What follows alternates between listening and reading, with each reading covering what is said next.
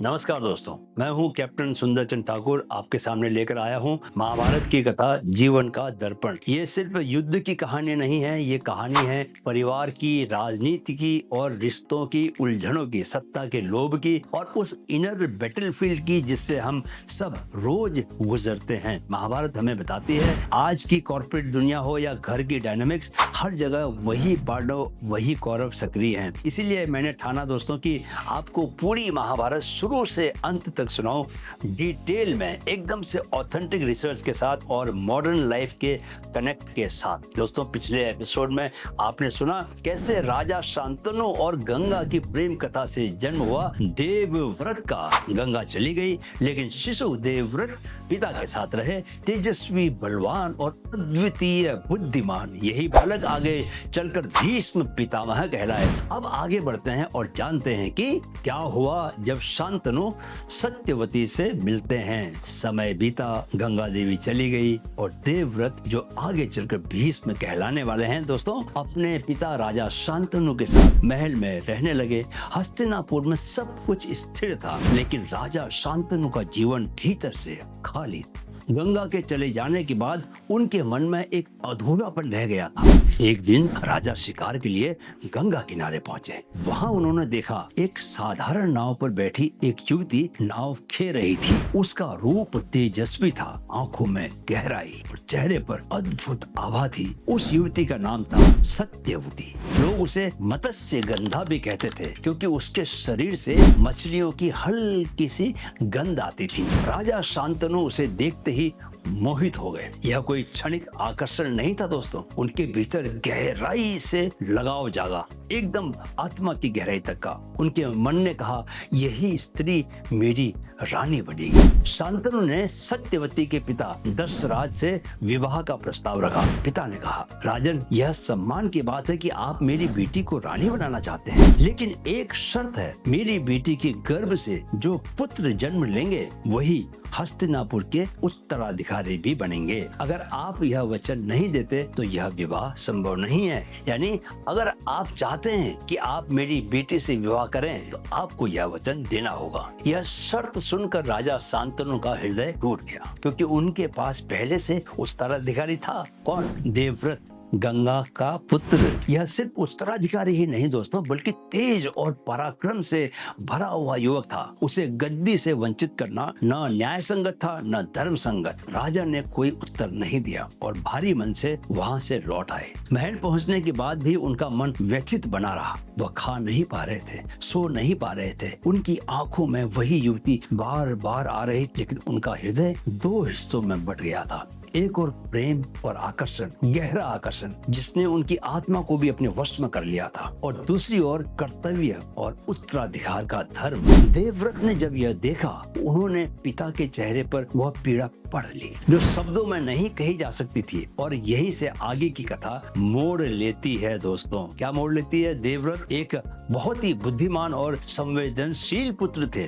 केवल शस्त्र विद्या में ही नहीं, अपने पिता के मन की गहराई पढ़ने में भी उतने ही निपुण थे। राजा शांतनु सत्यवती से विवाह न कर पाने के कारण उदास रहने लगे थे, बहुत ज्यादा उदास। वे राजकाज और शिकार से विमुख हो गए। देवव्रत ने जब इतना ज्यादा देखा तो पिता से कारण पूछा, लेकिन राजा ने मौन साध ली। तब राजसभा के कुछ पुराने मंत्रियों ने देवव्रत को बताया कि महाराज सत्यवती से विवाह करना चाहते हैं, लेकिन उसकी शर्तों के कारण दुखी हैं। किसकी शर्तों के कारण? उसके पिता की शर्तों के कारण। देवव्रत यह सुनकर विचलित हो गए। उन्हें लगा, अगर पिता के जीवन में अधूरापन है तो पुत्र होकर मेरा कर्तव्य है कि उसे पूरा करूं। उन्होंने बिना देर किए अपने घोड़े पर सवार होकर सत्यवती के पिता दशरथ के पास जाने का निश्चय किया। वहां पहुंचकर उन्होंने दृढ़ स्वर में कहा, महाराज, आपकी बेटी सत्यवती मेरे पिता के जीवन की खुशी है और मैं चाहता हूं कि मेरे पिता का जीवन अधूरा न रहे। इसलिए मैं आपको वचन देता हूं,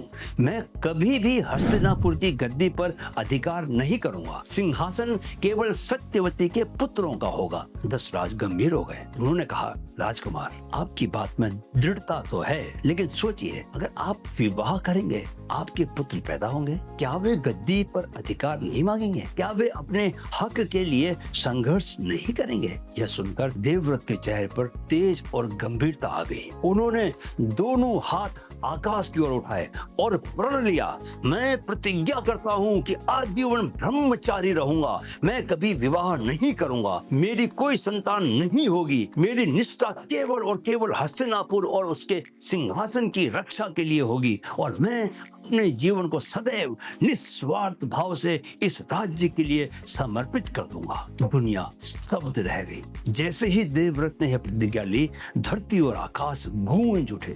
ऋषि मुनि, देवता और गंधर्व सब चकित रह गए। उन्होंने कहा, इतना भयंकर व्रत किसी ने पहले कभी नहीं लिया। उसी क्षण देवव्रत को भीष्म कहा जाने लगा। भीष्म यानी वह जिसकी प्रतिज्ञा सुनकर दुनिया भी कांप उठे। यही था वह क्षण जिसने इतिहास बदल दिया।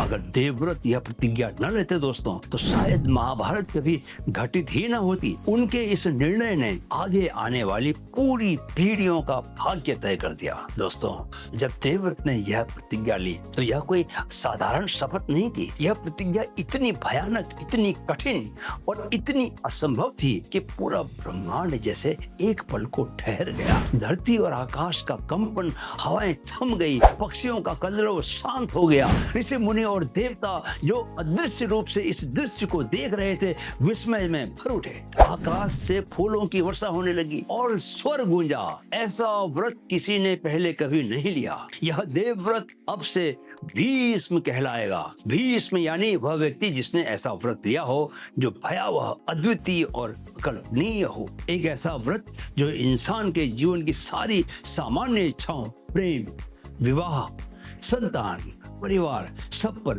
पूर्ण विराम लगा दे। देवव्रत ने अपने पिता के सुख के लिए अपना पूरा भविष्य कुर्बान कर दिया। उन्होंने स्वयं से छीन लिया क्या? पति बनने का अधिकार, पिता बनने की अनुभूति, वंश चलाने का अवसर। उन्होंने अपने जीवन को केवल एक वचन में बांध दिया, मेरा अस्तित्व अब से केवल हस्तिनापुर और उसके सिंहासन की रक्षा के लिए है। यही एक प्रतिज्ञा आगे चलकर पूरे इतिहास का रुख बदल गई, क्योंकि अगर भीष्म विवाह करते और उनकी संतान होती तो हस्तिनापुर का उत्तराधिकारी कभी संकट में न पड़ता। न तो दुर्योधन और युधिष्ठिर में गद्दी का संघर्ष होता, न ही कौरव और पांडव के बीच वह भीषण युद्ध होता जिसे हम महाभारत कहते हैं। एक प्रतिज्ञा, एक बलिदान और पूरी सभ्यता का भाग्य बदल गया। यही कारण है कि भीष्म आज भी त्याग, वचन और अनुशासन के प्रतीक माने जाते हैं। लेकिन उनकी यही प्रतिज्ञा उन्हें एक ऐसे संघर्ष में बांध देती है जहाँ वे अन्याय देखकर भी चुप रहते हैं। उनका जीवन प्रेरणा भी है और चेतावनी भी है। उस क्षण देवव्रत अब देवव्रत नहीं रहे, अब बन गए वो भीष्म पितामह।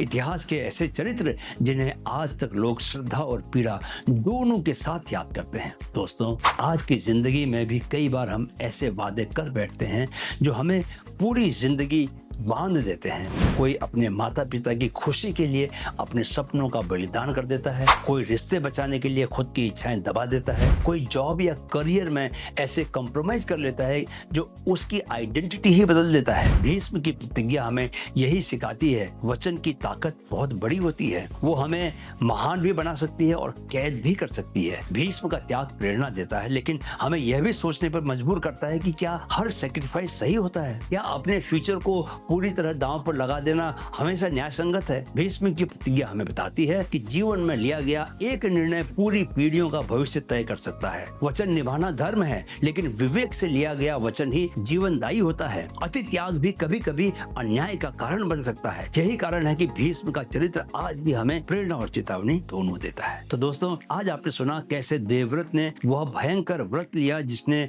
उन्हें बना दिया भीष्म पितामह। उनकी प्रतिज्ञा ने उनके पिता को तो खुशी दी, लेकिन आगे चलकर उसी प्रतिज्ञा ने महाभारत का बीज गहराई से बो दिया। अगले एपिसोड में हम जानेंगे सत्यवती और शापित संतानें कैसे शुरू हुई, हस्तिनापुर की असली जटिलता, कैसे सत्यवती के पुत्र और उनके वंशज सत्ता की लड़ाई को जन्म देते हैं। याद रखिए, महाभारत सिर्फ इतिहास नहीं, यह हमारे जीवन का दर्पण है। मिलते हैं अगले एपिसोड में। अगर इस कथा से आपको कुछ सीख मिली तो इसे अपने दोस्तों और परिवार के साथ शेयर करें। वीडियो को लाइक करना न भूलें और अगर आपने अब तक नहीं किया तो चैनल को सब्सक्राइब जरूर कर लें ताकि अगला एपिसोड आप तक पहुंच जाए। वीडियो देखने के लिए बहुत बहुत आभार। मेरे साथ कहें, मन में है तो मुमकिन है। जय श्री कृष्ण।